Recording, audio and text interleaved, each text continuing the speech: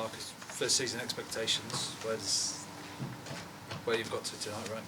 Oh my God, it's unbelievable because the girls, a lot of these girls come from an NPL, set up and have never been exposed to this. I think 12 girls have never been exposed to an A-League environment. So I love it just for them that they get this opportunity to play in a big game like today and then another big game in 2 weeks' time. So yeah, it's an amazing achievement for the club, but for those individuals that they're first exposed to this situation. You mentioned that so many of the girls come from NPL environment. What does that kind of say about?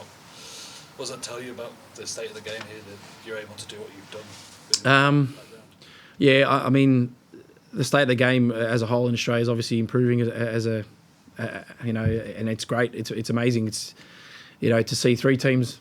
Sorry, Sydney-siders, but to see three teams from Melbourne in the finals, it shows that the game is in a good state. Definitely Victoria, because we've got a lot of talent there. So in our first season, to be able to have that and have a number of players playing big games and being close to the top of the ladder all year, the game has definitely come on leaps and bounds, and it's only going to get better with the World Cup coming up. So really exciting time. With a team that is so new and the players, as you say, are not used to this environment, you're right at the end of the season, but physically you match Sydney FC. At no point did the structure go. You were playing right to the 99th minute, whatever it was. How come that these girls are able to keep going physically? I mean, our staff have put together a really good program for them throughout the year. They've worked extremely hard since day dot. And for us, it's just a matter of working hard for each other, week in, week out. And we've had that sort of mentality pretty much all season. And, total respect for Sydney FC. They've probably been the best side in the competition for the last 3 or 4 years. So for us, Ante's done a great job there. But it was just about grinding out games for us week in, week out.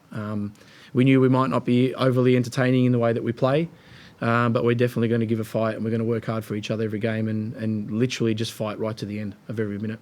Did you have any concerns that, given what a big stage it was, that there might be some jitters?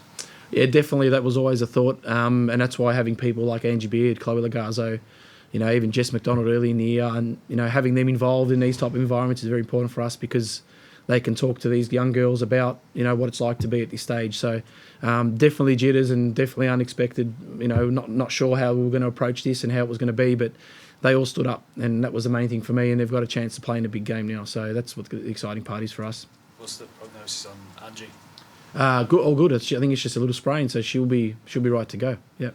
How do you kind of look at approaching the next? Because you're going to have a week off, right? Like, how do you kind of approach to make sure you're right come a fortnight's time, basically? Well, we've always had this 1 day, 1 week at a time, so it will be the same. We'll prepare ourselves for this coming week as if there's a game. We'll train normally, we'll prepare ourselves normally, and then we'll build up that grand final week, and hopefully it's going to be a great spectacle, whoever's in it, Sydney or Melbourne Victory. So we're just going to be really excited to be part of that in our first season, and that's a credit to our club, right up from our chairman, Jason, to Chris, our CEO, to Mel, Amanda, all these great people that have put ourselves in a situation that we're in.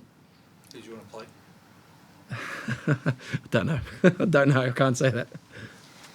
I was going to say, great performance, especially by the goalkeeper. Full credit to the captain and goalkeeper. I was going to say, if it did happen to be Sydney, how would you prepare, knowing it's going to be really dangerous to face them twice?